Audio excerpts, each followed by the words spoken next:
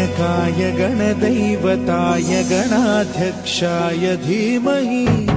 गुणशरीराय गुणमण्डिताय गुणेशानाय धीमहि गुणातीताय गुणाधीशाय गुणप्रविष्टाय धीमहि एकदन्ताय वक्रतुण्डाय गौरीतनयाय धीमहि गजेशानाय भालचन्द्राय श्रीगणेशाय